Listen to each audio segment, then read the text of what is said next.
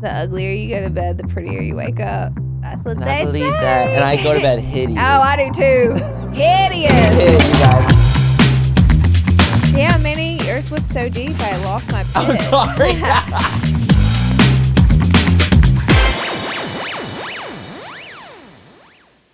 Welcome to your favorite podcast. It's Full Coverage with your host, Laura Lee, and Manny MUA. Hey. How you guys?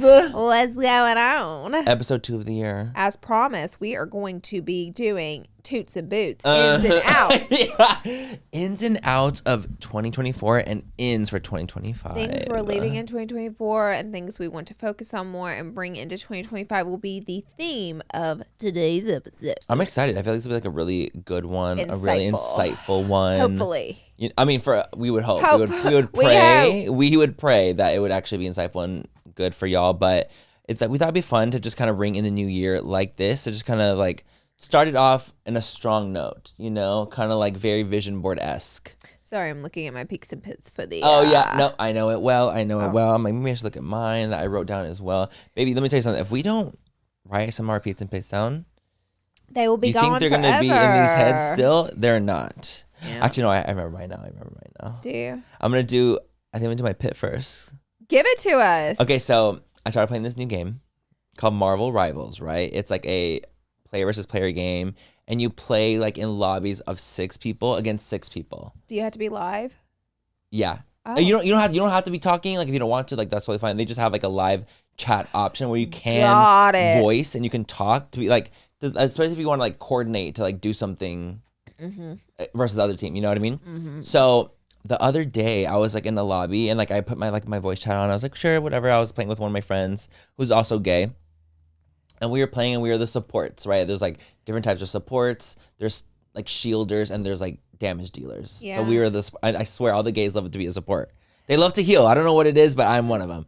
And I love a little healing moment. So I'm doing that. And we're like, oh my God, the DPS is like, they're not doing like the best. And we're talking through the open mic, but then the DPS like comes on and he's like, what do you mean the DPS isn't doing good? So it starts like kind of going in on us, and we were like, oh, just like you guys weren't doing your job. And they're like, we're not doing your job. And then they started getting so insanely like homophobic, like in the chat, and they were like, you guys sound like you don't get any PUSSY. And I literally was like, yeah, I don't, because I don't actually want that personally. Baby. I was like, I don't want it. So it was just so fascinating and so weird because, mind you, again, I'm like young 30s, okay? Like I literally, like I'm not used to this like kind of life. I was never like the Call of Duty person. I literally just like want to hop on the game with my friends and play and like be competitive and like get off, right? Like it's not that serious for me. So when we're playing with these people that could be like young kids, who fucking knows, they literally like so homophobic, so crazy, so like aggro. And I'm like, what is going on? Like, is this like the gamer hetero world that they're just like going absolutely crazy? Like I had said something and they were like repeated me in like a gayer voice than me, just to be like they mocking me. And it's such a weird, fascinating thing because like I love the game and I love playing and I would continue to do so, but I turned off like the mic thing, so I'm like, I just don't even want to hear them talking, and I don't want to even like you got out of the LA bubble. Yes, the LA bubble was popped. Let me tell you something. What is it like to live, actually I know, but what is it like to live in a world of homophobic people?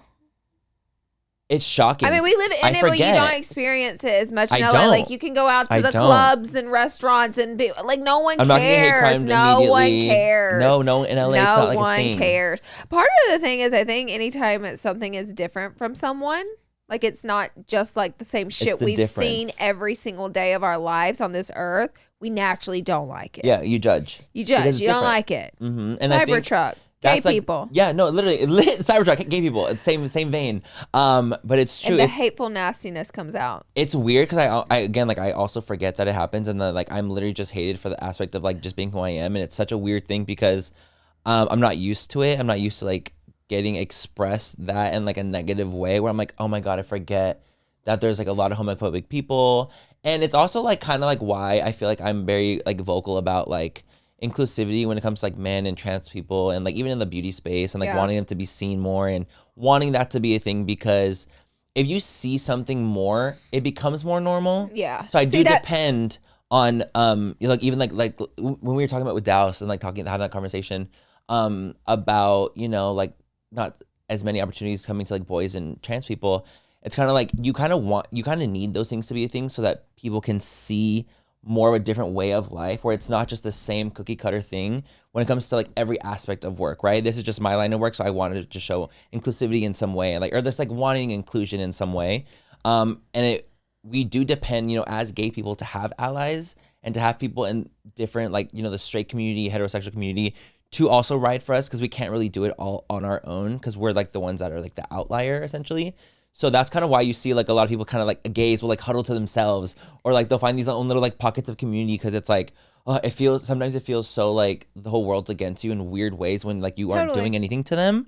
So that's how it feels. It feels like the whole world's against you when you're just trying to like stay afloat. You know, I've been a part of the gay community. I'm not gay, but You've been I've been in an the ally, trenches. and it's like more than just like, I don't ever walk around going, I'm an ally. Like, trust and believe. I just don't. I just like naturally live my life, Yes. and I have a lot of people in the LGBTQ community in my life. Exactly. And I have for so many years that whenever I come across or see such a homophobic person who spews their disgusting hatred, I pity them because of how small their world is and how small their mind is. And chances are those people will never get to experience a beautiful, colorful world. They'll always live in I'm dealing with allergies and sinuses, but they'll always live in their tiny world and their small minds. And they'll never, a lot of them, not all, but a lot of them will never get to experience all the beauty that is out there in their world. And it's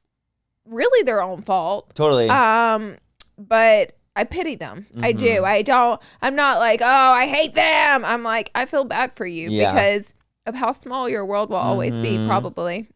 I know, and that's sad for you. It's sad. It's actually really disappointing, and it's really sad, and it's like, sure, it's sad for my friends of the gay community.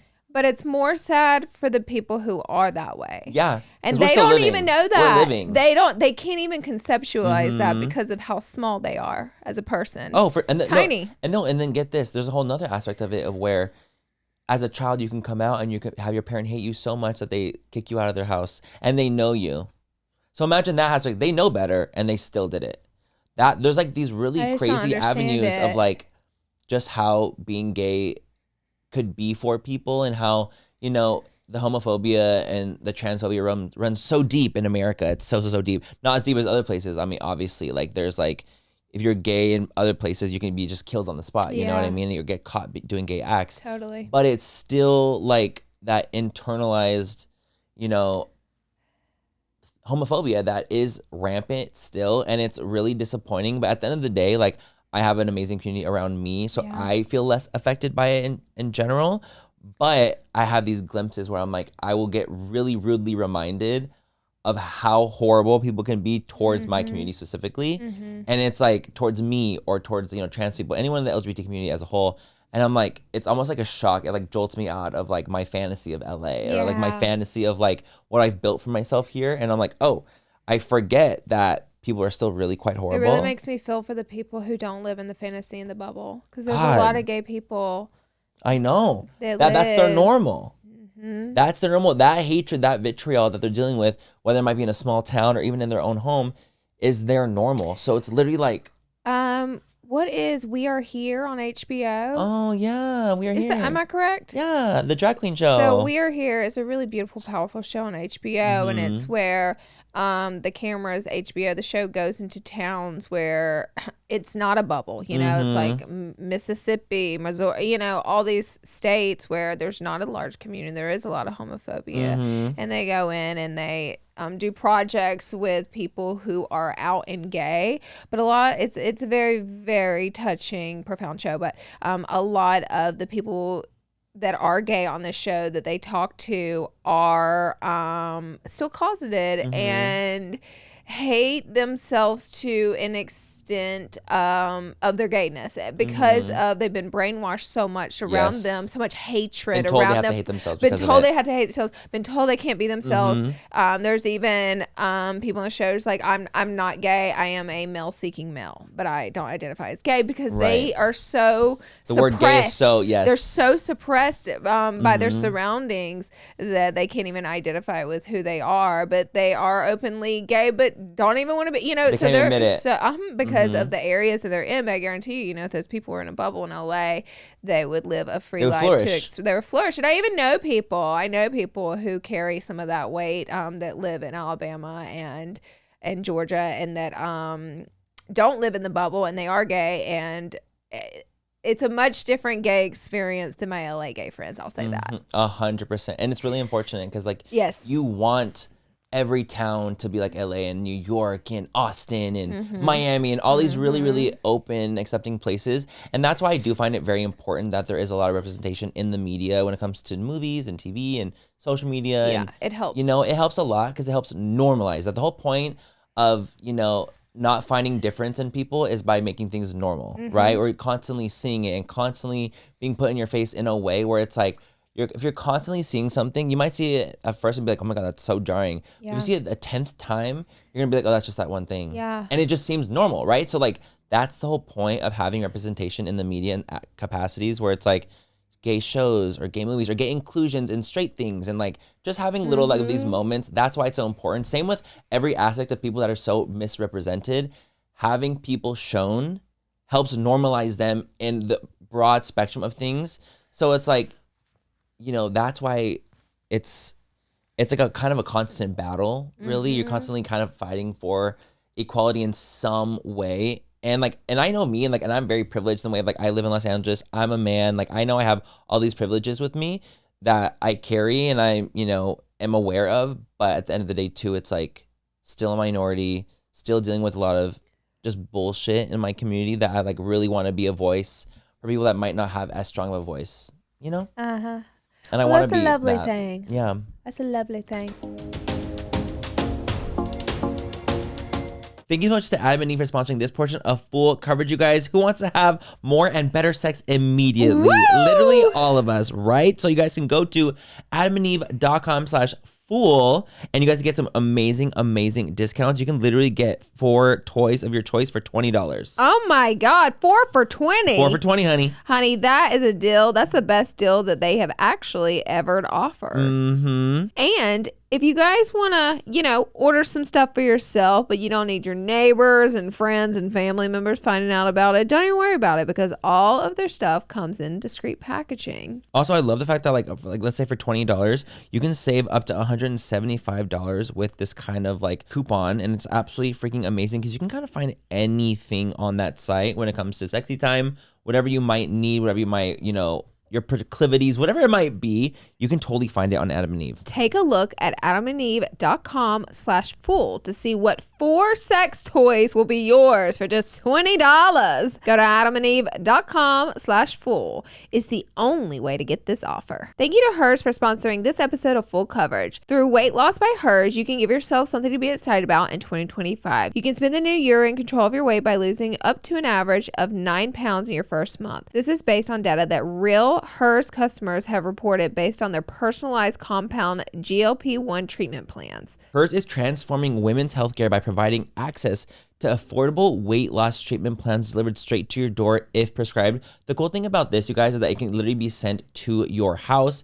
You don't have to go in anywhere to kind of do anything. You can kind of do it all from the comfort of your home. And I'm such a big component of people doing whatever they want to do with their own bodies. And if that is something that you want to do, hell yes, I think that's amazing that Hers provides this kind of service. After submitting an online intake form, a licensed medical provider will determine what plan is best for you. If prescribed, your program includes medication, ongoing care, and online support, all for one low cost. Start your initial free online visit today at forhers.com/fool. That's FORHERS.com/fool for your prescribed weight loss treatment options. Forhers.com/fool. Hers weight loss is not available everywhere. Compounded products are not FDA approved or verified for safety, effectiveness, or quality. Prescription required. Restrictions apply. Wegovy and Ozempic are not compounded. Actual price depends on product and plan purchased.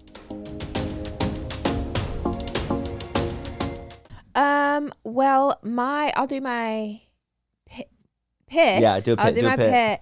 Damn, Minnie, yours was so deep. I lost my pit. I'm sorry. I got know, it. mine was fierce. Yeah, it was fierce. Mine was fierce because we trailed. That's a good thing, though. Yeah, it was good. So my pit, we'll call this a pit, but Ty got me mouth tape for Christmas. That was the funniest shit I've ever fucking seen. And I'm like, wait. I'm like, is it just is this a good or a bad thing? Does he want me to shut the up? Or is it good for your health? Is it good for my health? I don't know. I'm also riding in the tails between it. Is this another stupid trend that we're doing right now and that we're going to look back at, mouth taping, and then we're going to look back on and we're going to be like, what in God's name have we done? What we're doing. What are we turning into? Because I know our ancestors didn't tape their mouths closed. And what's the we point? doing? To help with your sinuses? By the way, also, I just learned about our ancestor. And what are they called? Neanderthals? Uh-huh.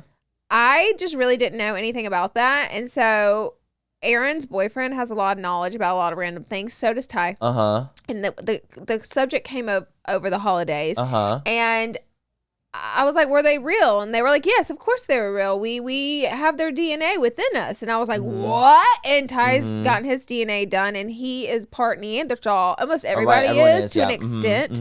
And they said we also have found their fossils. Yep. So I'm like their actual So what bones. is a Neanderthal? And they said it is like the species of human before us. We are the second species of human, and they were the first. Yes. Which is crazy to me, by the way. Like, to even think about that, that's a thing. I don't know. I'm gonna clarify. I don't know the Bible. Like, I'm gonna tell y'all, I don't know the Bible in and out. I have done a lot of reading of the Bible growing up, but I don't know it in and out. Does the Bible not talk about Neanderthals, or were the Bible just kind of like, listen, forget all that? But I know, biblically, I feel like biblically they don't believe in evolution. Biblically, it's not not an evolutionary thing. So it's like science. It's like science versus Neanderthal is science. Yes, that's going to the science. It is not religion. No. So if you are Christian, you don't believe Neanderthals real? I mean, I don't know. Listen, who knows? Listen, us two, we do not. I literally don't know. But I do know that that is a kind of a topic of conversation for what if we found their fossils? Scientists. What are we saying? Dinosaurs aren't real now? Girl, come on, literally, sister, but people fossil fuels. A lot of Christians do not believe in evolution. And that we didn't come from tadpoles. And so we came from Neanderthals. Like a Neanderthal is a human evolved. Right. I'm sorry, a human is a Neanderthal evolved. Yes. That's what you meant. But then also I do question things when it comes to so the idea of let's say the Big Bang scientifically, we all started off as you're tadpoles. About to activate the Bible was, and they're gonna get your ass. Because anytime I have said the word universe, that's God. Like, girl, you're gonna careful. I'm just saying. No, but honestly, no. It's more so it's really a big topic of conversation because, for example, the Big Bang, right? I had no idea this was a topic of conversation ever. It is. It's not even like that. It's someone's actively talking about it, but it's the size of the coin. It's a huge debate. It's a debate. That's what I mean. I did not know it was a debate. Yes, it's a debate. I so thought it's literally we were all on the same page that there were Neanderthal. We're all yes. No, I don't know. Because then how would that work with Adam and Eve? They were full humans. Oh my God. So it's where do you how do you go from that? If they're the first, man and woman ever, then it's oh my God, you guys, I just opened a controversial topic. But it's because a lot of people that are Christian don't believe that we came from tadpoles, right? Where it's but evolution from science says that we did. Tadpoles! Or little microorganisms. Okay, an organism. An organism evolved over time. Okay. So that's what I mean when I say tadpole. I just mean a little organism. I'm with you. So that's why it's more of a debate because it's wait, I see. What's happening? But I think it's we can have that conversation. It doesn't need to be you're wrong, you're right. It can just be turns into you're going to hell and you're wrong. It always listen. The comments are going to be fierce. That's not what we're saying. The comments are going to be fierce. We're literally just saying that it's that's what the debate is. We're not even saying that one thing is right or the other. I'm just figuring out they were. We're just talking about we're just talking about Neanderthals. Because what happened is we were talking about DNA testing, right? And Ty said on their Neanderthal, and I said, "What is a Neanderthal?" Yep. And then both the guys went in explaining this deep explanation. And I had a million questions because I genuinely didn't know what the fuck that was. And here we are, mouth taping. Neanderthals didn't do it. No, and damn well that people are gonna be you should have taped that mouth shut. Exactly. Oh, yes. They get me all the time, though, because I talk about manifesting in the universe, and they all tell me, my thing is, I do believe in God, and my thing is I believe in God's universe. And when I say the universe, I think because not everyone believes in God, and I'm not here to impress that. I think it's just an overarching what you believe in, right? And we're all allowed to believe in different things, right? 100%. And that's okay. That's but the thing is for me, choice. if I believe in God and someone doesn't, Okay. I do not condemn them. No, I'm like, okay. They can be my friend, and I welcome them with open arms, with no judgment on that. Agreed. Like, I am a very open person, and other people should try to be a little more open too. But hey, that's all I have to say. I could not agree more. I believe in openness. Not everyone's gonna have the same exact walk of life of you. Exactly. You're not gonna have your same exact experience. You cannot expect them to. Exactly. You have to be at least able to be empathizing and understanding where other people are coming from. Mouth taping. Mouth taping. Everybody's like, it's changed my life. It's changed my life. I'm like, are you all lying to me, or did it change your life? If everyone's saying that in your DMs, they would say that they like blew up, and then like you see on TikTok, but they're also always trying to sell you mouth tapes too. I can't believe that. So turns out can't sleep in it. I tried. Okay, and it didn't work. I just can't. You need to breathe through your mouth. I was like this. I sound like I smoked 18 packs of cigarettes before I came in here. I did in high school, but mouth taping, couldn't sleep in it, so I was like, I'll just wear it around the house for like 6 hours. Can't do that either. I was like, I know that didn't fucking work. So I'm struggling with it. Also, I have a question. Maybe some of you mouth tapers can help me. What's the point of it? So apparently it's good for your health to bring through your nose, and it's also supposed to help physically pull your jaw out, which I don't think they have any physical proof of that because I was Googling it. So your mouth's open like this, your jaw's back. But if you're it's gonna pull it forward. Okay, and why do we need to pull it forward? A sharp jawline. Okay, so we want to keep it kind of like angular. Are we doing no lip balm or no lip product before the mouth tape? Because how? It's never gonna stick. You can't. You can't. But no, and I could never go to bed without a balm. I think about the skincare too. I'm like, so you're. And it's the adhesive not disrupting your skin. I was like, oh, y'all gonna break out underneath that tape? See? Okay, so I have a lot of questions about it too. This is where I'm getting caught up.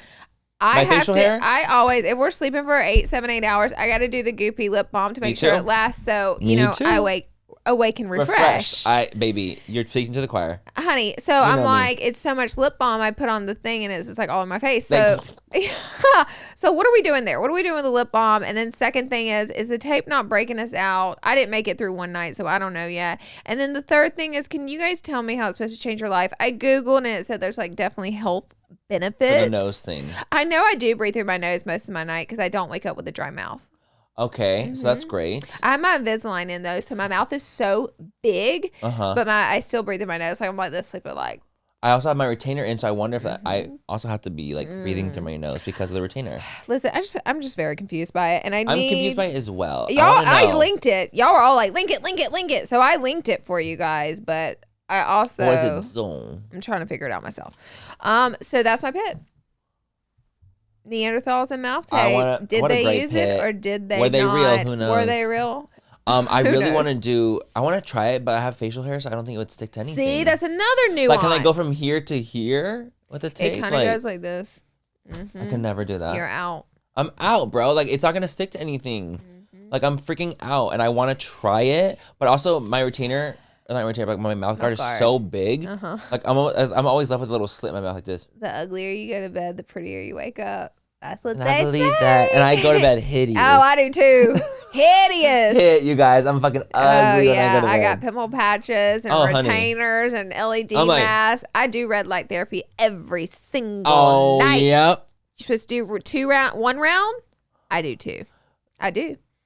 Certainly and do. You said, baby, I'm gonna be getting every round possible. Honey, that's right. And do you feel like, do you notice a difference at all? I think the difference is so small that I don't. It's internal too, like the difference inside. Yes. Also, the skin underneath. There was this woman giving me a facial, and she looked close to my age, and she was 50.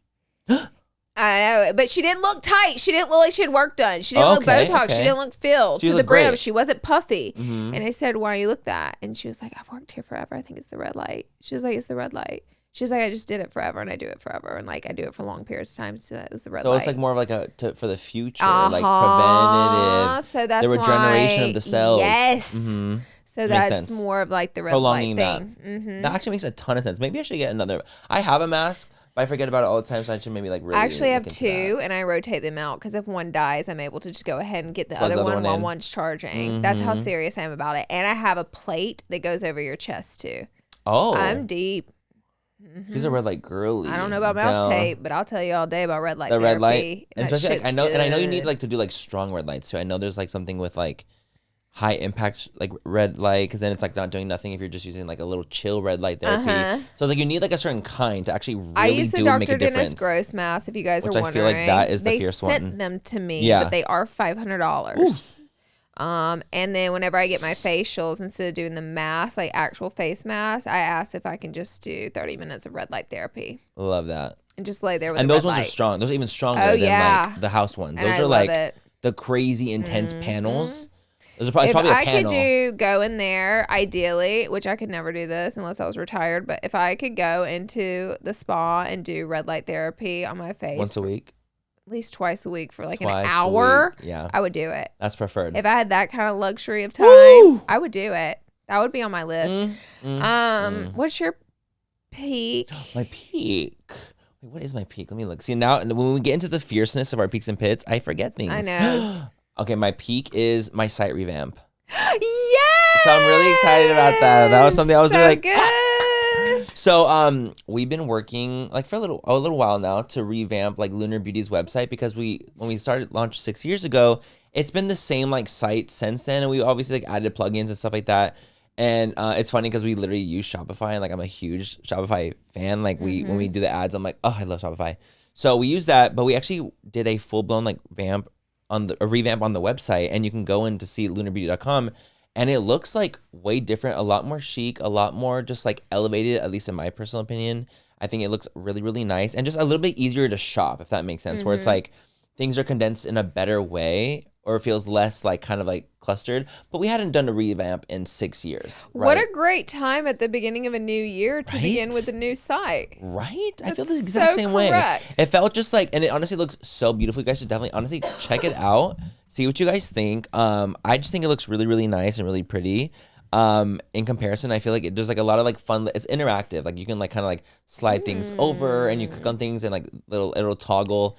It's like a cute ass, very pretty version of the site. Thank you. It looks very luxe. I said to Laura, I was like, look at my site. It's so good. So I think it just honestly turned out fantastic, and I think it's gonna make it a more of a even funner experience for people to shop, and like more of an enjoyable experience for everyone. I'm always like thinking about like my customer and stuff too. So I feel like with the new site, it's just like a new elevated version of Lunar. So check it out and see what you guys think. I hope you guys like it. I'll leave a link down below, of course. I always do. But let me know what you guys think, because we spent some coin on it. Honey, it ain't free. It ain't free. Let me tell you. Ooh, and that burned a hole in my wallet. Let me tell you that kind of, because the amount of work it takes to do a site revamp. Honey, them hours logged and clocked in. Then that coin that money was fierce. It's a beautiful so thing. I feel very, very, very proud of it. So I'm happy. It was like money well spent, and I feel like we really invested in Lunar for the site. So I'm really excited. Thank you. My peak is I took a master class on vision boards, and it was hosted by the author of the book Manifest, Roxy. I think I pronounced her last name wrong. Nufasi. Love her, huge fan, and she's coming out with a new book. It's called Confidence. I've pre-ordered it, honey. You better get into it. I'm gonna read it. Did she tell you about in the thingy? She did, but she like announced it on her Instagram. So got it. She talked a little bit about it. But so I took and I'm gonna share. By the way, a mood board is with pictures. A vision board is with words. So yeah, I learned that. So you did vision board or mood board? Vision. Nice. Yes. Got it. And you know what? You can do both. It doesn't matter. None of this matters. These are just like terms. Like if you wanted to do a few pictures, even better. You know what I mean? If you want to add and visualize it, that's even more. That's totally. this and visualizing. That's a beautiful thing. So you can do a little bit of both with words and pictures. But we went through of like how to do them in the best way and like how to go about what you really want. And I thought it would be perfect for today's episode for me to just hit on a couple things I learned. Girl, it's perfect for what we're doing today. It's literally perfect. So I thought since we're starting the episode, I would read off a couple questions. Love. So we're talking today about ins and outs of what are we taking out of 2025 and leaving in 2024, and what do we want to bring with us and start in 2025, right? So I thought it would be cool to talk about some questions to ask yourself about the things you really want. And that from a professional. From a professional, you see.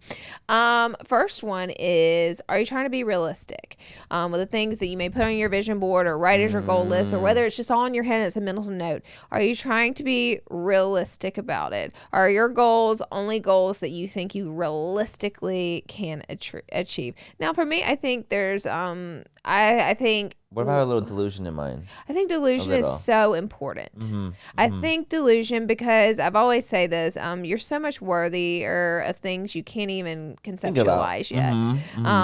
And you can't even think about yet. They're so big. But then I think in order to get there, about goals, we have to be realistic. So for instance, my goal is to be a fitness girly and maybe within that lose 20 pounds this year, right?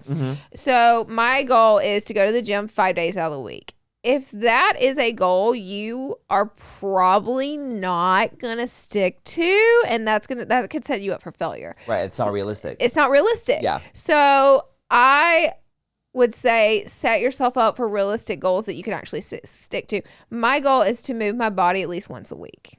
And that's our starting ground, right? And so that is something you can stay true to. At least, come on, 1 out of 7 days this week, you can find 30 minutes out of 7 days this week to move your body, whether it's walking, doing a YouTube workout, couple sit-ups before bed, couple crunches, whatever that may be. Setting up realistic goals and then constantly picking at those goals and leveling them up. So, a couple months go by, okay, now I'm going to try to move my body twice a week. Just really realistic goals. But what this is talking about with realistic is not holding yourself back. Totally. You know what I mean? 100%. Like let your end goal, like losing 20 pounds this year, be a big goal. Right. But then I always say, which then this goes back to the book Atomic Habits, setting up realistic goals to get to the big goal. Right. To get there. Even though the big goal could be something that's like far-fetched. Yes. You have to do little plans and little thingies to get to that big goal. There you go. Like that just sets yourself up for a little bit more of success, because what happens is everybody burns out. What do they say, by the third weekend in January or by February, everybody's burnt off their goals and they're done with them. And they're not at the gym anymore. That's because you've set yourself up with unrealistic goals to get to the big dog, right? So that's a little tidbit. Another people is what you want or what you're putting on your vision board something that other people are influencing you, or is it something you genuinely want? Ooh, or is it something the people around you want for you? Is it something the people around you are doing so you just want it too because they're doing it, not because you genuinely wholeheartedly want this thing for yourself? It's because of your environment and the people around you. It's all the things they're doing. You're just jumping on board and you want what they want. Really ask yourself that, and then you can ask yourself, why do I want this then? Why? Do you want it because other people have it? Do you want it because you saw someone successful have it? Do you want it because you're trying to start a business and this friend has a business and she got it, so naturally you think you have to have it?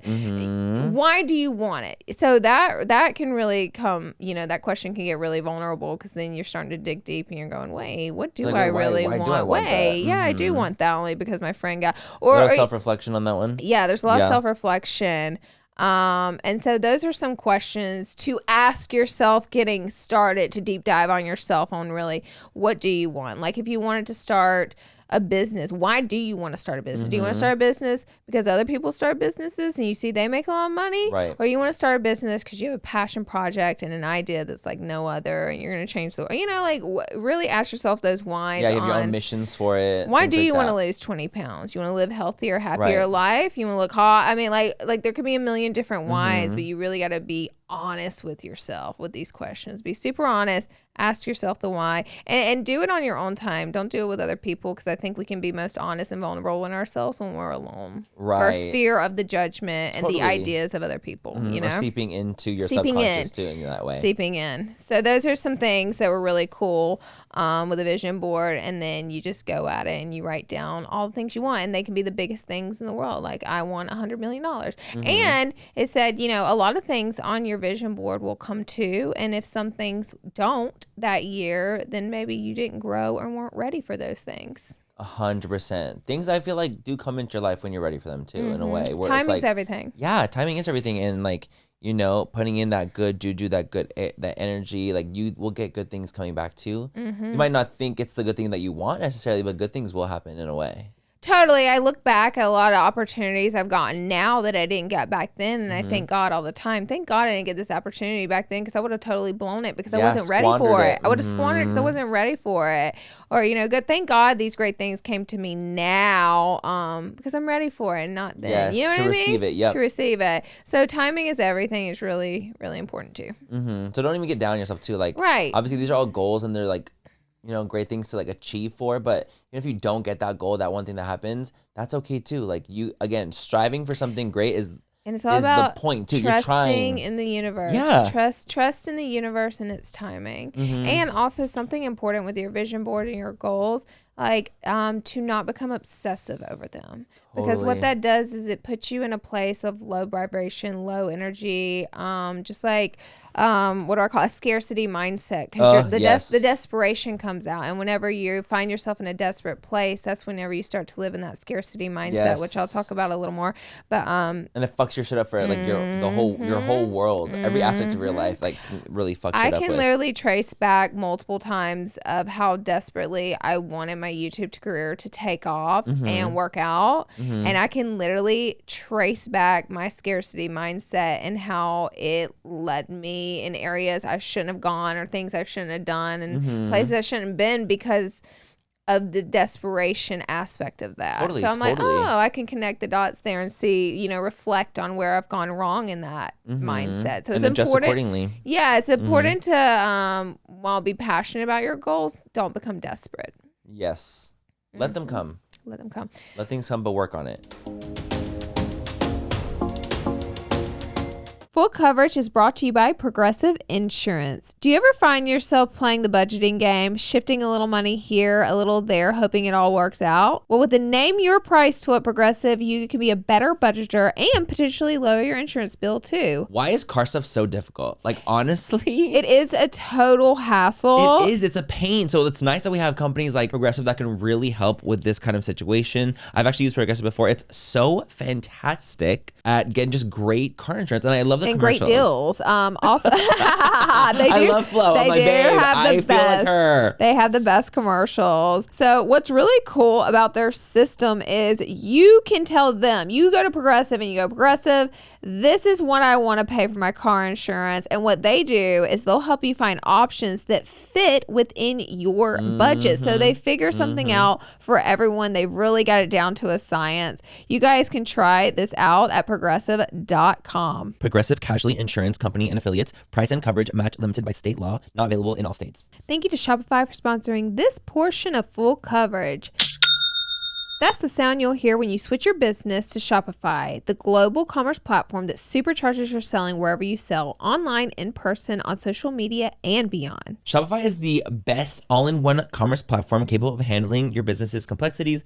No matter how big you grow, me and Laura are both huge fans of Shopify. We both use it for Minimum LA and Lunar Beauty. And I actually just revamped my Shopify account. And you can literally go to my website and the site looks so sickening. And I did it, of course, through Shopify and their amazing, amazing plugins. And it's so user-friendly. Like, that's the best part about Shopify. Stop leaving sales on the table. Switch your business to Shopify and discover why millions trust Shopify as their all-in-one commerce platform to build, grow, and run their businesses. Sign up today for your $1 per month trial period at shopify.com/full-coverage. That's all lowercase. That's 1 month for just $1 at shopify.com/full-coverage. Shopify.com/full-coverage.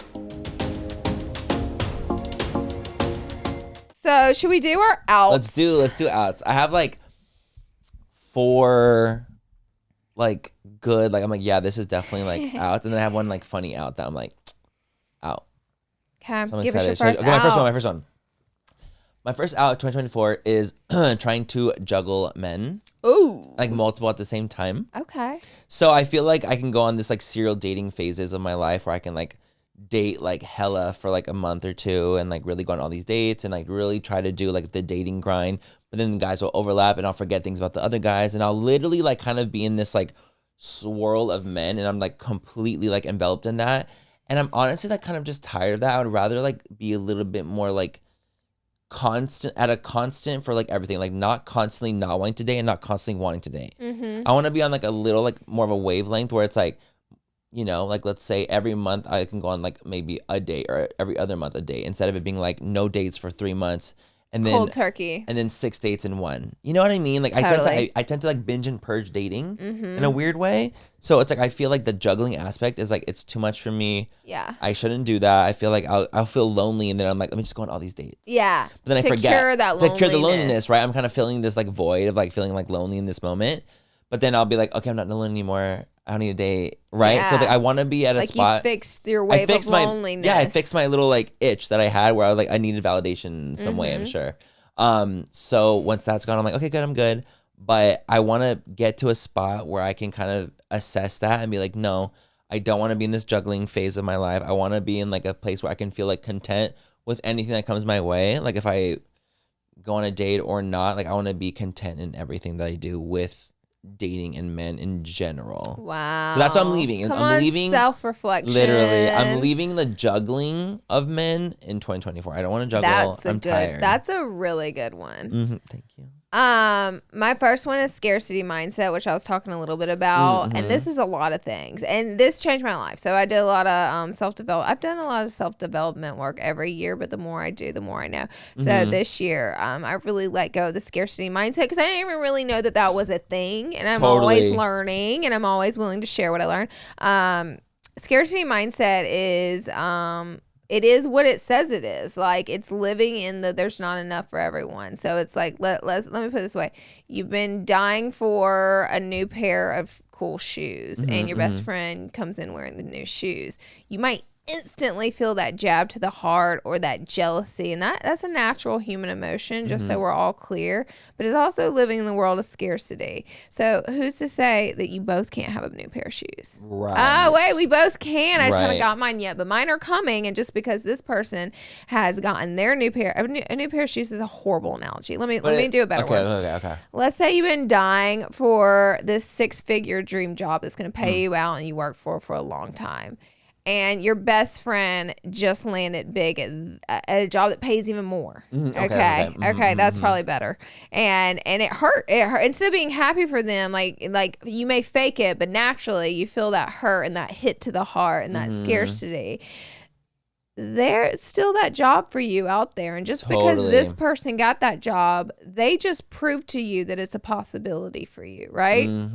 They just proved to you. So it's about, sure, we may feel moments of jealousy, but it's about overcoming them. It's also about, not feeling desperate, obsessive, jealous, the nasty things that we as humans naturally feel, letting those, we may feel them for a little bit, but letting them go and realize, you know what? I have stopped myself more times this year than I ever have in my life and go, oh, I'm not going to think of that in a scarcity way. I'm going to be super happy for this person. So the next time you're scrolling on social media and you roll your eyes at someone who's won big yet again, go congratulate them. Yeah. And watch what that does for you, because you're going to let go of your scarcity mindset. And I think we're leaving the scarcity mindset in 2024. Just because other people are winning does not mean you're losing. Okay? Or that you can't win too. Yeah, they're just proving out there right in front of your face. They are proving that it's a possibility that humans can win, and that's how you have to look at it. You have to find ways to look at things like that, or else be miserable. You know what I mean? It really is that glass half full aspect as well, of just in general of life. Like if you're looking to be annoyed at something, you'll be annoyed. But if you're looking to be like, uplifted or inspired by, you can find that too. You can find whatever you're looking for. And there's a bonus. Seeking it, you'll find it. Yes, and there's a bonus with that. Once you get out of that scarcity mindset and you find yourself in the plentiful mindset, it raises your vibration, it raises your energy, it raises what you put out, and guess what? Things are going to start getting good around you. Things are going to start getting good. I promise you. It's all up here, and it's like letting go of that scarcity mindset. So if you're carrying that with you, ask yourself, hold on. And it's also allowed me to be very honest with myself in ways where I may have felt that little to the heart, the jab. I never would stop and go, oh, you're jealous of them, and that's why that did that to you. Right. Because you just live through the emotion, and you get over and move on. But now I'm holding myself accountable, and I'm like, oh, I'm jealous of them. Well, what about them makes me jealous? They must have something I want. Well, why do I want? You know what I mean? Yes, and then I'm able to figure myself out more rather than just carry the weight of jealousy and being a bitch and moving on, And it's funny because it's like a really natural feeling to feel like an initial like jolt of like, oh my God, why do they have that and I don't, kind of like thing. But when you assess it and you look at it and you're kind of like, well, why am I feeling this way about something? And it's funny because I'll literally catch myself and be like, I'm being a bitch right now. Like, I know I'm being a bitch right now. And like, I just need to like have this moment and move on. Like, I just like let it go and not let it like ruin my day or, you know, affect me in a way where it really just brings me down. It really is important to just kind of like feel the emotion real quickly, assess why you're feeling it, move on. Because then hopefully in the next time you see that, it won't hit you the same. It won't affect you the same way because you've already adjusted or figured out why you might feel a certain way about something. Our minds adapt so quickly, so it's not like I don't know, they just adapt really quickly. So you change your mindset on something, you're not gonna have to fight this jealousy mindset constantly. Eventually you're gonna be like you're gonna start to lighten up on that feeling of being jealous of everything, you know what I mean? 100%. It'll start to fizzle out a little bit. Every human on earth will always feel a little jealousy here and there, but you know, it decreps people and it's more than others. Debilitating or stops them from doing things because they're so jealous of someone else doing it. Exactly. Or they sabotage people. Yes. You know what I mean? Yeah, or they leave nasty comments because they're jealous and they're, you know what I mean? So it's like it can really can feed into other aspects of like your life and affect other people. Yeah. What's your next one? I agree. My next one is basically it's like unnecessary spending or like shopping for a high. Like almost like, let's say I'm like in a bad mood or like I'm kind of like whatever, I'm feeling lonely or if something's like happening, I'm feeling depressed. I'll like, let me just like open up like ASOS or something or like Sephora and I'll just like spend money, but I'm like spending money to feel this like literal immediate high when it's like I didn't really need to do that. Like I should have just like sat in it and done something else and got active and moved and maybe went to the gym or like did something else. Whereas like I could have felt my endorphins in another way. It's like instead of being like could have been, you know, slightly irresponsible with like my money or slightly irresponsible with something where it's like I was looking to shop for something to feel happy. But then the thing is like once you buy the thing, the happiness kind of goes away really fast, but it's a really quick hit. It's like a quick jolt of endorphins hit. You're kind of like, oh my God, like how sick. See, that one goes back to your why. Right. Why do I want this? Why do I really want this? If you answered it honestly in the moment, which no one would ever do, right? Well, of course not. Of course not. Be like, because like genuinely, like I need to fulfill something that isn't the shoe and needing a shoe or whatever it may be. Right. You know what I mean? If you answer your why honestly. Yes. Because I'm like, I have a closet full of clothes.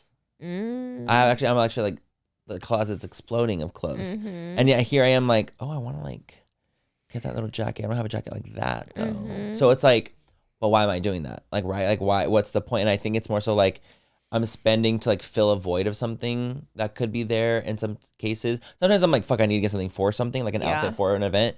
Totally different than like aimlessly buying. Yeah. Like if I'm buying clothes when I have no reason to buy, I'm like, why am I doing that? So that's kind of what I want to leave in 2024. It's like spending when I don't really have to or should. To fulfill the void. Fulfill the void of like what? Yeah. You know what I mean? And the thing is, unfortunately, with shopping, I mean, who hasn't bought something to make themselves feel better? Honey. Who hasn't? It just happens. doesn't last very long. It's so fast. It's so fast. It's so immediate. Like it's once so you fast. get it, you're just like, I'm like, oh, I got it's it. so quick. Unless it's, you know, not an impulse buy and it's something you really praised and wanted. 100%. But we're talking impulse. Like I'm talking like just void, random carts filled. just to make yourself feel good. That high goes down very quickly. Not only does it go down quickly, the high, so does your bank account. Because you also put a Band-Aid over what the problem is. And it's also you're just spending money like that you don't have to spend. Yeah. If you fix the problem, you don't have to spend the money. I love that. My next one is romanticizing burnout. And that's I think I can't How would you describe that? Like, I can't speak for every country, but I think America romanticizes the burnout, the grind, the hustle, the go, the do, see, be more, do more, accomplish more. Do. We romanticize that, and then we all forget like what to a hustler live. You are. We praise it. We praise the overworking. We praise the success of overworking. We praise grinding to the ground. Like we praise that, we romanticize it. And we're gonna leave that in 2024 and we're gonna start living some life. 100%. And you guys, what's also crazy too is that like I remember when like I went to like Spain the first time and like they have like those naps in the middle of the day and I was like they shut everything down because they don't run off capitalism. And I was gagged, you guys. So I was literally like, why would they do that? Like why wouldn't they just stay open, right? But then I love the aspect of like taking a little break in the middle of the day and I'm like, oh my God, this is so nice. Like I actually really like that. And I'm like, they're not like America, right? Where they're not like running this rat race of capitalism. The rat race. It's the rat race. And I'm like, they're not even doing that. And I'm like, ratty tat tat. You guys take breaks every day in the That's middle of the our day? culture. It's capitalism. It is. It the rat race is is our culture. Yes. It's the American way. We're used to that. Or like even like, working on like the fragrance I'm working on with like France, right? They'll be so slow in my responses, and I'm like, why aren't you guys responding quickly? Yeah. But if people in America tend to be like a little like boom, boom, boom, and they're just kind of like, we'll get to you when we get to you. It's fine. And I'm like, no. Like I'm almost like impatient. There's an impatience in America. There's like a literal impatience epidemic in America where it's like a lot of people have lost their patience Time is of money things, here. and time is money. Oh my God, in Italy, anytime, or in Europe, honestly, you go to dinner somewhere, baby, 2 hours in, they still ain't brought the damn check. I'm like, please get me out of here. Like, they take forever to bring the food. Yeah. It's blasé. And in America, time is money. You sit down at a table in Hollywood, they say, okay, you Hour and a have, half, babe. you have 90 minutes. You have 90 minutes, and we're going to need you to get the fuck out of here. That just happened to me the other night. But, yep. They were like, you have an hour and a half. 90 minutes. And I'm like, because time and guess is what? I money will in be out of America. there in Oh, 90 honey, minutes. and trust me, I got other places to be I will be and out in spending my 90. money too. I get it. I'm like, say less. It's the truth. I will not hold your table up. Say less. Maybe in Europe, you can sit through the whole honey, damn night. the whole damn night. They don't care. That's your table. You can I'm live like, there. can I get the check, baby? I've been here for 2 hours. No, I agree. You So gotta it's like get me it's the crazy. check. Like I want to leave. The cultural differences. Yeah. It's actually quite shocking. What if every human on Earth? Okay, this is a fucking crazy concept, but I'm gonna throw it out there. What if every human on Earth only made enough money that they needed to just live life, not all the excess In things. excess. Not in excess, but just made the money, and then we all just spent our time living life, because we would have a lot of extra time because we wouldn't have to work as much, right? We don't have the extra things. Like, what would the world be like? I feel like it'd be more peaceful. I Not don't everyone's know. trying. Yeah, Well, the thing is, like, not everyone's trying to get more. So then imagine the aspect of, like, let's say everyone having something similar in a way, then what's the point of trying to get more if everyone is content with having what they have? So imagine like the peace that you would feel. So then more peace, that would make it kind of like maybe even less crime. Who knows? Like it could be a catalyst effect to a lot. That'll never happen. No, I know. Overuse of the word sorry. And I had to get onto Erin doing this just because she naturally. That's another one of your leaves? Yes, we're leaving that. We're leaving that. She naturally, like, anything. I'm so sorry. I'm like, stop saying you're sorry. Don't use the word sorry. And I don't mean this in a negative way. I'm just like, be confident in yourself. You're not sorry. Like, if you're like, yes, say, oh, excuse me, I have a question. Not, I'm so sorry. You're not sorry. Say sorry when you're genuinely sorry, but it's a people pleaser thing. 100%. I used to say sorry for everything. Do not say you're sorry unless you are sorry. Say, excuse me, or stand your ground in confidence and say, hello, I have a question. And I'm not sorry that I have a question. I'm not sorry you're going to have to stop and answer. You know what I mean? It's like a people-pleasing confidence 100%. As a recovering people-pleaser, I cannot agree more. I used to say sorry. Even if, like, let's say if I opened the door for someone, or like they were walking quickly, or like I was running quickly just for someone opening the door for me, I was like, oh, sorry, my bad. Yeah. Like, why am I saying sorry, my bad? You're not sorry. I'm just trying to catch up to the door. Yes. What are you talking about? So like I would say sorry. No, they're choosing to hold it. So it's like thank you. You would say sorry, thank you, or like let's say if I like bumped into someone, I was like, oh, I'm so sorry, and I'd be like, no, excuse me. Excuse me. It's an accident. The end. Like there's no it doesn't have to be excuse me, my bad, or excuse me, I'm sorry. It could easily just be like, even though, oh my God, it's so funny. The other day, I was at City Walk, and I was walking and I was talking to someone, and this woman, I guess, like we had like bumped shoulders, like pretty harsh. Like we like hit each other. And I turned around, I was like, oh my goodness. And I had like turned around, and she was on her phone, and she looked at me, she was like, ugh. And she like kind of scoffed at me, and I was like, you're on your phone. No, you did. Yes, I did. Ooh, child. And I literally turned, I was like, you're on your phone though.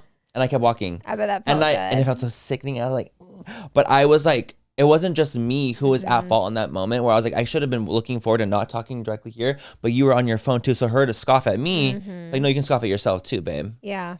No, you also, I was like, you're on your phone. Yep. So it was a double. It was a double wham. Yeah. So I'm not gonna. So, but initially, what I would have done was like, oh my God, I'm so sorry. Yeah. I was like, why am I saying sorry? She's on her phone. It's like standing in your confidence of who you are and knowing, like, you're okay. Like, you don't have to say sorry to everyone all the time, or if you need something, that's something to be sorry about. I feel like we do that too much, and we're leaving the overuse of the word sorry. When you're really have fucked up, sorry, you're really remorseful, use that word sorry, but let's leave the overuse of it for everything. Let's stand our ground in our confidence and all the little facets of our life where we overuse the word sorry.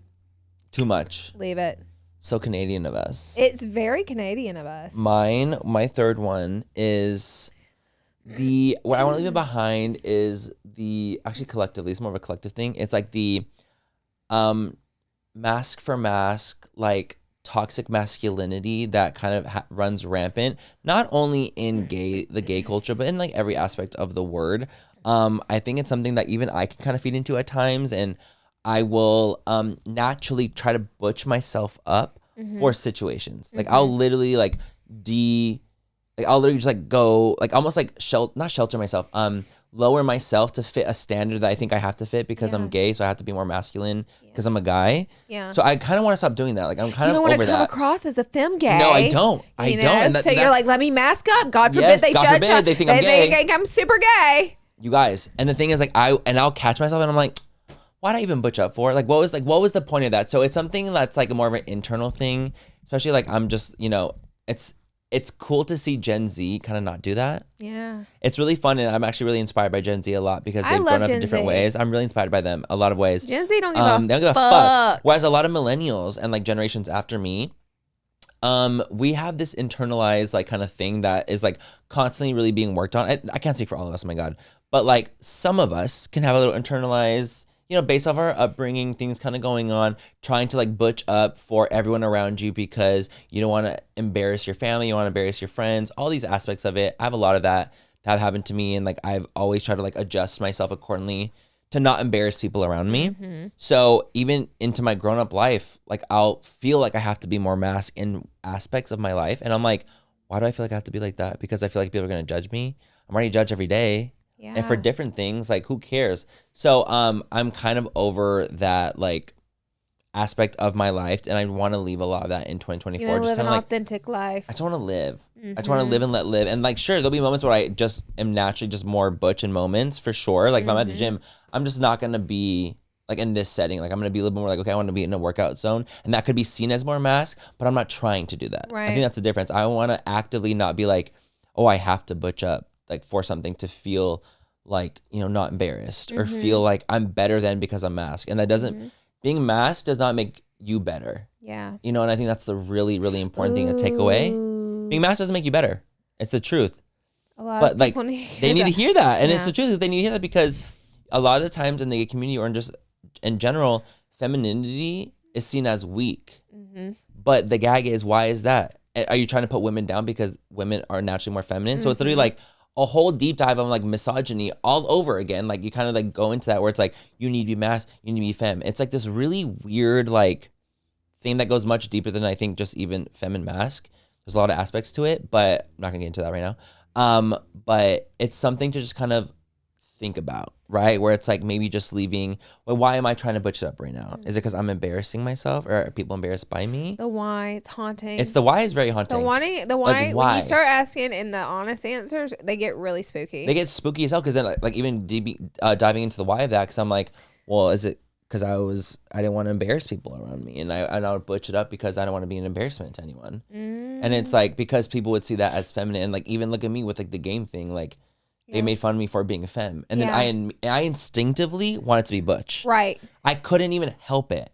I was like, what the fuck? Place. And I literally was like, what the fuck are you talking about? Yeah. So I instinctively wanted to go right back to like how I was as a child, trying to butch it up, but I'm like, that's like my own like trauma that I just got literally triggered by. So it's weird. It's like it's just a weird thing. So I want to try to be a little bit more like, take it or leave it. Yeah. Like, I don't care. Not a little bit, a lot more of that. Yeah. A lot more of that. Take it or leave it. Take it or leave it. Like, I don't care. And so, and again, it kind of feeds into the people pleaserness of me when I was growing up. But I always just never wanted to be an embarrassment or a hindrance. Right. So I would switch it up. You attract the take-its in your life. And whenever you're not your authentic selves, you're attracting leave-its in your life. And I don't know if that makes any sense, but it's like take it or leave it. The people that genuinely want to be there with you, your most authentic self. When you are your most authentic self, you're attracting those people in that you want to have around you. And when you're the facade of what you think other people want you to be, you're going to attract the people who like the facade, not really who you are in. And then you're going to be surrounded with a bunch of people who don't appreciate you for who you really are. 100%. So it's very important to get rid of and it may hurt. It may hurt. The people you may want, some of the people you may want to be around may be the leave-its, the people who like you for not who you really are. Totally. And that sucks. But whenever you attract all the people who are like, yes, love you for exactly who you are, you're going to be living in the land of bliss. 100%. And I'm not even saying that like you can't feed into different aspects of it. Like at the end of the day, we're all mixes of feminine and masculine energy in us in some ways.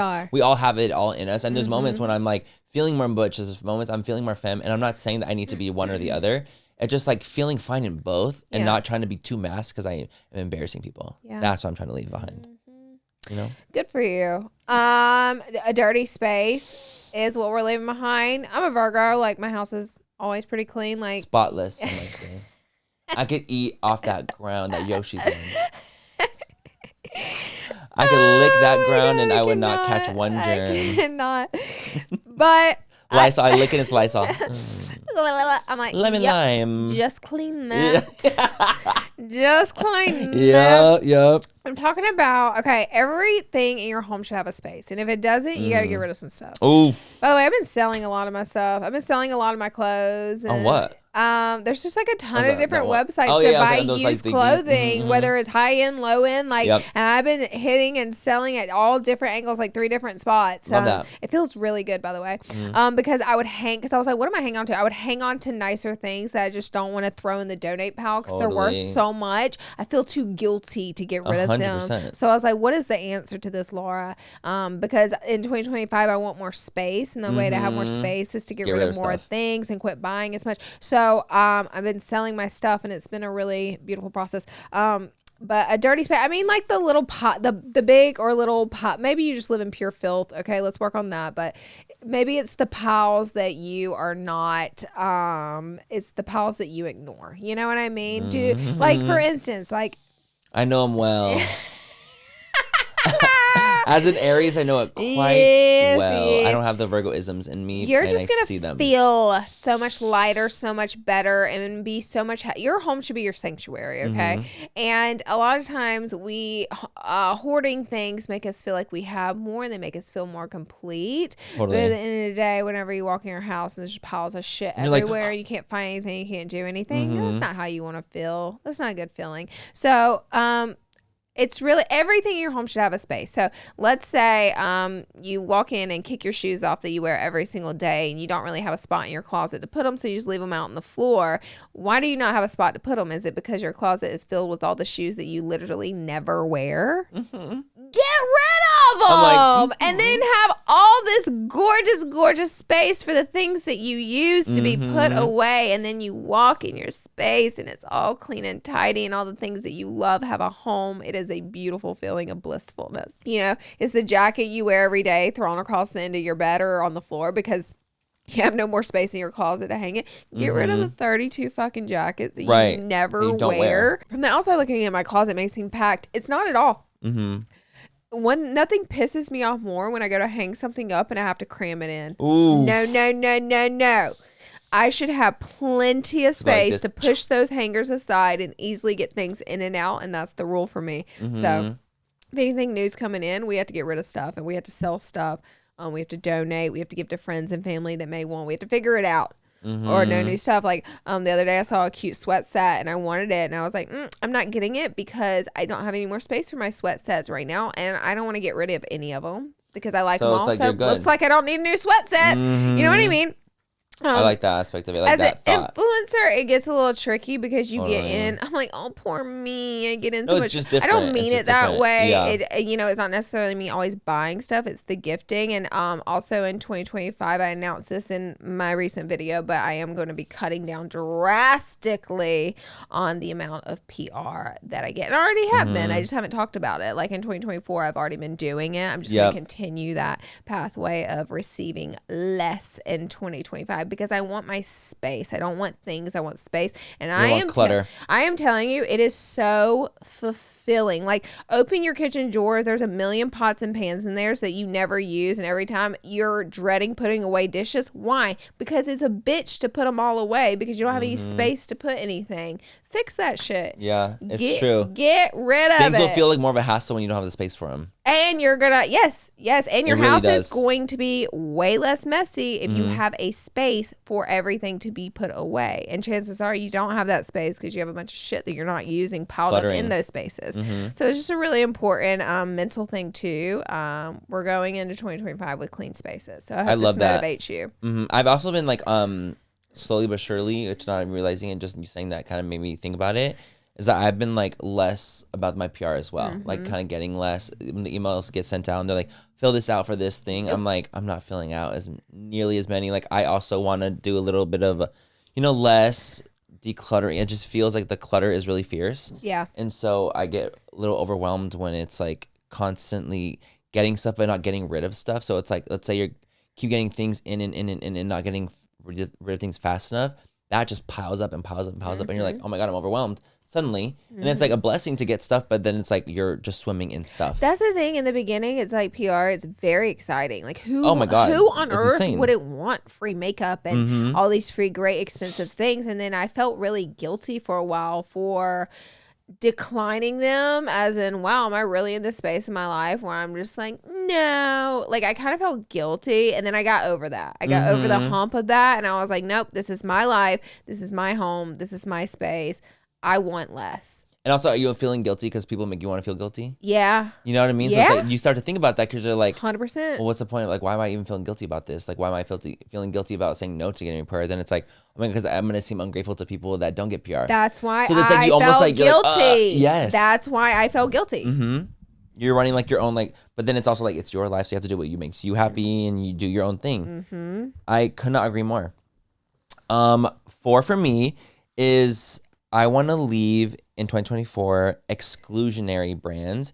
And when I say exclusionary, I mean brands that, work with the same kind of people over and over and over again, the same looking people, the constants that I see constantly. And I'm kind of tired of it. I love when, and just even talking about the conversation earlier, I was like, I do really like when people and brands are really, show a lot of walks of life and work with lots of different types of people and, work with boys, girls, anything in between, like all this type of thing. I love seeing more of that, right? Like, and I'm not even saying like, do that more than this. Like I want like I love the quality of aspects of brands. And so when I see exclusionary brands or brands only working with like one type of person only. Those are good people to cut from the PR list.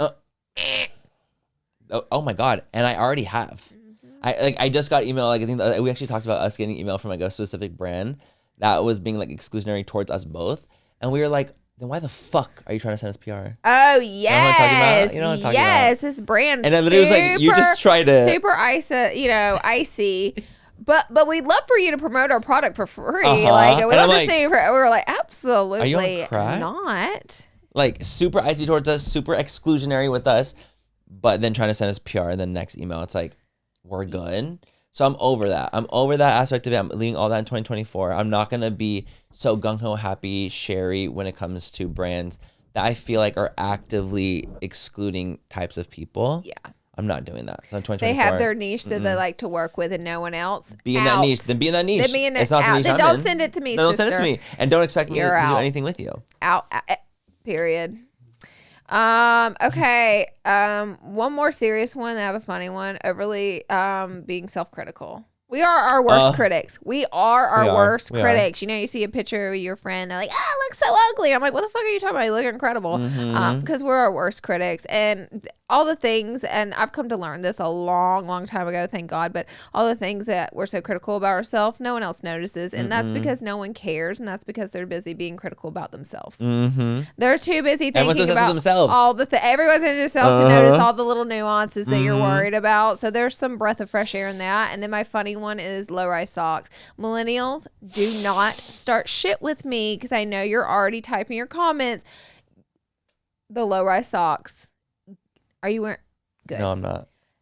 But I could. Get rid of them. I have some. Cover them ankles. Cover them ankles. I actually do need to cover these ashy ass ankles. Let me tell you. But they're out. What if I'm wearing? They're out. No. Like a short with like a. Absolutely. You should have a sock on. You should not have a low rise. I'm trying to think of when I would even wear a low rise. Double shouldn't have a low rise sock on. Get rid of the low rise socks.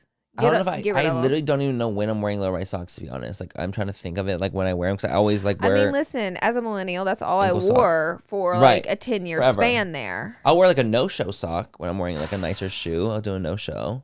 You can go ahead and do the tube sock. No, I can't, because some shoes don't allow for a tube sock. I'm talking those ones that have, like, a slip that, like, go to here. That's, like, almost like a loafer. Oh, you're talking about loafer. They look quite weird with that's different. Tube. That's different. So I'll do like a no-show or something really low. You're talking about a no-show, like a little cover the toes for comfort. Like literally covering up just this portion. Yeah. Yeah, just kind of want to be no shoe. Yeah, so your foot. But with the long sock, no, it'll look crazy. So it's like you have to do one of those. The low-rise socks are leaving 2020. They're staying in 2024. Okay. I'm gonna give you that because I do like a tube anyway. Like I like tubes way more. They make my ankles, but my calves look so fierce. There you go. And I agree with it. So my funny one that I have, Gen Z will have my back on that one. They will. They absolutely will. They're gonna ride for you on this one. I don't know if I'll have my back on this one. Mine, we're leaving in 2024 phone calls. Oh, please. I want to either FaceTime or text. There's no in between. I don't want a phone call. Someone. If someone's calling me, I would say 9 times out of 10, I'm not answering. No matter what the emergency, even if you've been in a wreck, just text me and I can get there quicker. I'm going to FaceTime you if I'm in an emergency. Yeah, FaceTime. Because if I'm FaceTiming you, you know, you're like, oh, this is fierce. Yeah. Like, because I'm not going to call you unless I'm like, fuck, I need to really say something. Like, it's an immediate. Yeah. But it's going to be a text or a FaceTime. It's not going to really be a call. Because what's the point of a call? Let's think about that. Nothing. I mean, there's probably a lot of points to calls, no, but I can't do there's it. There's never a reason to call. There's never a reason. Even customer service, a voice are all note, chats even now. Like no, literally, even customer AI. Service companies do not want you to call. It's AI, babe. It's AI. It's all AI. So I'm like, we can FaceTime now. and we can text or email. Yep. We don't need to call. You know you're old when I answer, Manny. I'm bad about this. I answer my texts like emails. I'm bad. Like I'll wait like 3 hours, get like 4 or 5 texts, go in, boom, boom, boom, done with text messages, yeah, she's like, and I hit them all. That's when you know I'm in my 30s. That's when you know. No, you also know when you respond to an email faster. Oh, you can get me way faster with an email. Like I swear to God, I send the email just, hey girl. I'm like, oh hey boo, what's up? What's up, babe? Like I swear to God, you can get me way faster on email than you can text. The email is gonna get text, you together. You're not guaranteed. It's not. It's not at least within a day frame. Also, I keep my text messages at 0. Do you? Yes. Yeah. I don't like any red bubble. I don't like no red bubbles. Even if I'm not gonna respond to you, I'm opening I'm gonna have to go ahead and clear it out. Me too. It sounds so horrible. We consciously will not respond. The thing is, sometimes I also like when I see that, I'm like, oh yeah, I need to respond to that later. Well, that's part of the reason. Well, part of the reason things I don't want to deal with right now and read through right now, I'll leave them unread, and that's part of the reason I like it to be cleared out. So if I see I had one in the queue, you're like, oh shit, I gotta respond to that. Yeah, it's a reminder. And then I'll clear it out before I needed to clear them. That's the problem. Oh, because I'll forget to respond. Horrible. I literally will forget. I'm like, fuck. Do you want to know what I'm worse about? Is DMs. People come up to me all the time pissed off that I ignore their DM. And I'm like, baby, you and who else? Let you me and every other person. Yes, because Manny, how bad am I in the DMs? DMs are much worse, you guys, than text. And text is already bad. Text is bad with me. DMs, it's a lost It's a cause, wrap. It's like, baby, a wrap. Honestly, it's so crazy though, because as I've gotten older, I've gotten a lot worse at DMs. Stayed like the same in text and like stuff like that, but like in DMs, for some reason, there's like a detachment with the DMs. Oh, yeah. I cannot. Well, my problem is in there, too, bro. because like our social media accounts, like if one person DMs me a couple of times, if 5 more people DM me and it pushes it down, I mean, I would never go through and scroll through my DMs ever. Lost it. I only see what's at the top, like the top 4, and as they get pushed down, and I have been mortified because I'll tag something in someone and then it pulls them up to the top. The conversation they're having with you. That's not even happening. I never saw that. Yeah, they'll be like, do you want to please go get dinner? And I'm like, and you're tagging them in a story and you're like, yep. And then I tag them in a story. I'm like, oh my God, I am so sorry. I am so sorry. No, honestly, because I think the DMs can be a little daunting as well. It is. For me. I'm bad. Because there's a lot going on in the DMs. Because it's not even just from your friends. It could be from other people, creators, anyone. You tag anyone in a story. You get tagged in a story. It's so much. And like, I get overwhelmed where I was like say in text messages, I'm like, at least it's the people that have my number. Yeah. Like, I'm going to be able to hopefully respond in an orderly time. But it gets a little spooky in the DM. I'm not going to lie. Ooh, yeah. I get more spooked every day. Oh, yeah. It's bad. It's really bad. Okay, let's talk about things we want to bring in 2025. Yes. And you go first. Oh my God, I feel bad for this tree. It keeps getting like a leaf. I tap it and four fall down on my. It's like on my fucking face. I'm like, it's all crumbling. The fuck. The tree's. I tapped the tree and the tree is barely made it. Baby, the tree is being left in 2024. Let me tell you. First and foremost, the tree. This poor goddamn tree. Goddamn. Okay, my first I'll do like bite size with these. I won't be as like long-winded. Okay, with them. me too.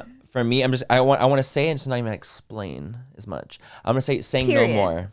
And no is the complete sentence. No is the complete sentence. Saying no more. I really want to do that in 2025. That's a goal of mine, to just be not FOMO-y, if that makes sense. Like I can be fine with not going to things. Yes. You know. And let me tell you, the world's still spinning. Baby. And my world's still spinning. Mine is to focus more. Okay, and this does not. It's like live more in the moment. Live more in the moment is what I mean. And this isn't like I'm just on my phone. I'm telling you, I can be literally seeing the most beautiful mountain scene, and my mind will be thinking about Minim and like what we can do. Like I'm my wheels are always turning. And that's the hard part being a creator too. It is, because like your job is like how hard you work is how successful you are at it, unfortunately. And my wheels are always turning, and this year I want to just stop and be like. Put a cog in the wheel for a second. Yep. And we're going to take it in. We're going to take, like, even when I'm like, sometimes people can be talking to me and telling me something, and you dissociated like long ago. 100%. And it happens like way too often. That could also be like the ADHD-ness too. It is. It could also be part of it. Because I know I have some ADHD tendencies. I need to work on that. Where I can't help but like, I almost like, I'll get shot back into reality. And I'm like, oh my God, I disassociated. I'm so sorry. Or I'll be like watching a TV show completely off my phone, staring at the screen. And I disassociated so hard. And you missed 3 sentences. I missed and you're everything. Like, oh my God. I missed all that. I got to like work on that. I'm deep in it. So am I. I am. And I also think our attention spans are all fucked from social media. You're so right. So that adds to it as well. Damn. Another one is sleeping earlier. It's one of my want to take in 2025. Okay, let's not get crazy. Within reason, okay? My sleeping schedule right now is really, really bad. It's actually one of the worst it's been in like a while. Look, Manny. So I'm trying to regress. Yours is bad, because I think I texted you the other bad. day and I didn't get a response like 11 something, like 11:30, and I was like, oh, this fucker's in it deep. I'm not like recently. I've been going to bed till like 3:30. God, that's late. And that's pretty late for me. Even for me, because my normal is like 1:30. Sick. I would wake up ill, fainted. And my body will not unlike yours. My body will sleep to get the 8 hours, right? Like it needs to get it regardless. So if I'm going to sleep late, I'm waking up really late. So I'm trying. What's that like? It's sickening. I know it is. Honestly, don't change it. It's a gift. It's a gift. No, but like I really am gonna try to get down from like 3:30 to like 1. What time did we go to bed on New Year's Eve? 3:30. And you know what time? No, 3 o'clock in the morning. And what time did I wake up? 7 a.m. 7 a.m. I got up. Me like 11. I went to sleep for 4 hours. Now, if I could sleep to 11, I would always stay up to 3 a.m. You'd be like, whatever. Great. Let's do it. But for me, I have hell to pay. My body simply can't. They say you're gonna. No, it's a miracle when you sleep till 9. Let's clock that tea. It's a literal Christmas miracle. It's a New Year's miracle. The only way I sleep to 9 though is if I wake up at 5 or 6 and you can go back to sleep. And I'm able, but I never can just power straight through. Do the thing. But if I'm able to get myself to like doze off for a couple more hours, bliss. That's like very rare. But that's good for you. So what's your new schedule you're thinking? I'm trying to go to sleep at like 1. And what time are you trying to wake up? 9? Let's think. That's 8. That's 8. So I'm trying to do a 1 to 9. 9 is beautiful. I think that's lovely, because then 3 I'm to still 11 is rough. 3:11 is rough for me. The thing is like if I'm staying up till 3, those video games are kicking your ass, and I know it. It's not only the video games. It's like I'm talking to someone too. So it's like we're talking so late because he stays up really late too. And I know why he stays up late. So I'm staying up late. So I'm staying up late, and he's staying up late, and I'm playing the game, so I'm staying up late. I And also, love that for you. let me tell you something. When you're playing a video game that's kind of like intense, oh yeah, your heart pounding. Oh yeah, you're not gonna sleep when your heart's pounding like that. Gonna be awake. What's it called? Like the adrenaline's going. You're not gonna fall asleep. So I have to like force myself. I'll take my Let Me Sleeps at like 2:30. So when me and Ty are starting to fall asleep at 8:30 or 9, I go, we have to play Mario. Oh, you have to activate. Yeah. I'm like, we can't go to bed right now. We'll be up at 5 a.m. I was like, I'm like, Ty, we call it slap the sticks. Get it. We got to slap the sticks, babe. Get the game.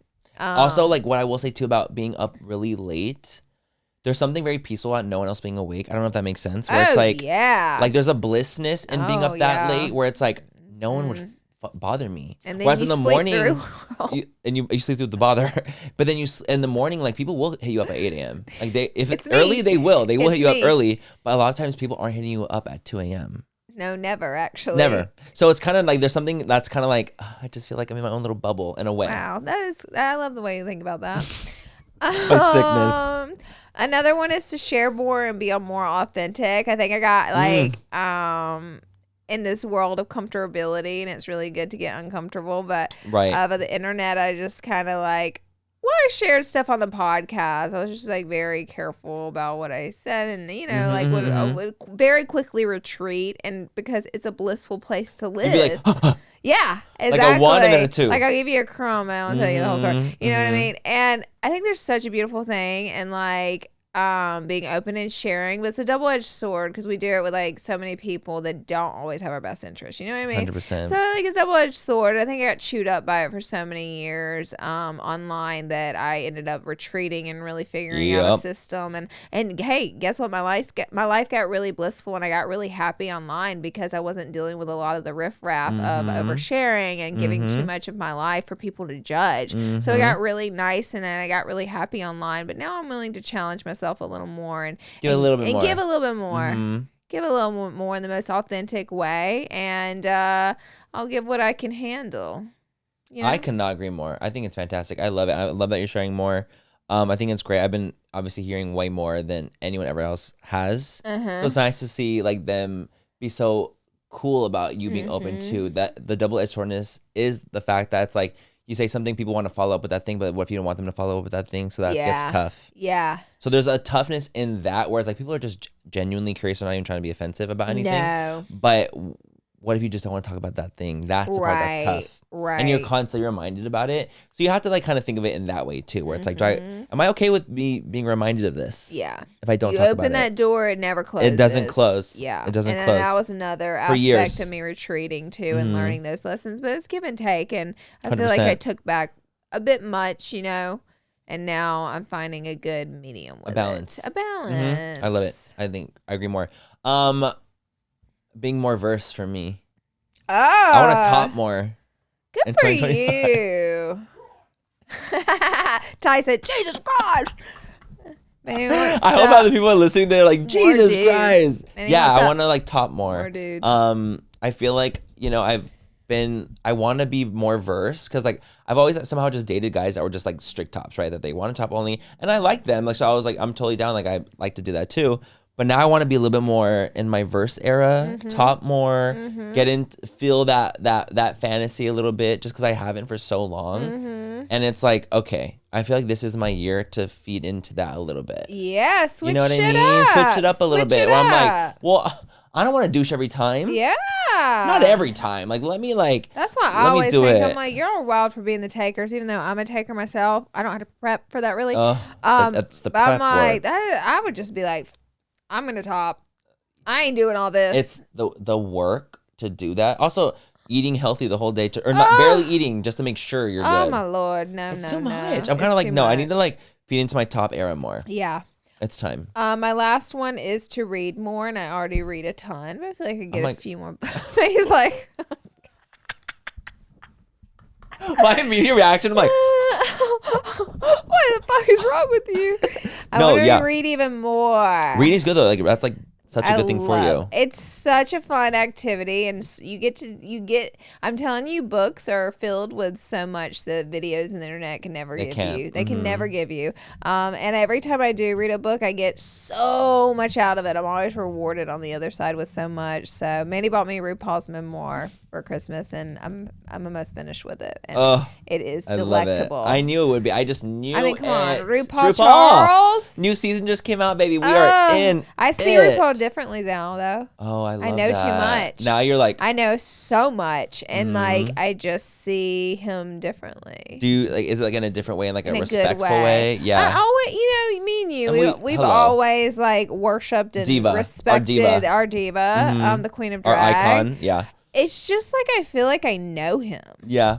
That's what memoir will do. I know you. Yeah. I know everything you did as a child. Not everything, but I know like your childhood. I know it's the coolest stories. I know your first hookup. Like I know all these things. I knew the first person you fell in love with. I know about your sisters and your mother and your fathers and your. Yeah. I know about everything, and you just can't help but to view someone differently when you know 100%. More. 100%. I'm like, I feel like we're friends. Yeah. I feel like me and Rue are friends. Yeah. You're like, hey, girl. Hey, girl. I bet now if you met him in person, like you'd be like spooked, but you'd also be like, oh, hey, like. Yeah. So like, it's like I've normal. known you for so many years. You don't know me, but I've known you for so many years on a deeper level. So it's different now, which again, that's the reward you get in reading. Yeah, and also the reward for being open. Look at RuPaul now. Oh, yes. She was open, and you just like felt that connection with her because she was open. Another good memoir I read was Matthew McConaughey's Green Light. It's one of the I heard it's amazing. Best, and him too. Like I don't even look at him as this like cool, confident actor. Like it's so different. Like it's just, I see him so differently. I've read so many memoirs. I specifically like memoirs, and I like self-development. Little fiction, but not a lot of fiction. Yeah, you get a lot out of memoirs. No smut for you. What's that? I knew you weren't gonna know smut. What's smut? Smut is like inappropriate books, like that are just like love stories that are just sick. Oh, are they? Yes, it's like let me see that definition. I'm gonna read the definition of smut because it's very specific. No, it is smut. I did not read the 50 Shades of Grey books. I did not. Honey, let me tell you something. Okay, here we go. I thought I would go to hell around the time they were coming out, even though I probably have done everything. I'd probably at that time done everything horrible. I just thought those books were the real token that were going to send me straight to hell. I did. Smut is a story, usually a book or a fan fiction, that includes one or more sexually explicit scenes. Oh, wow. So it's like very explicit in the book. You're not a smut girl. Smut. I am not a smutty girl. I knew you weren't a smutty girl. Smut. I knew. So I was like, she doesn't even know what smut means. I'm going to say it anyway. That is so funny. That is so funny. No just smut. No smut for me. No smutty.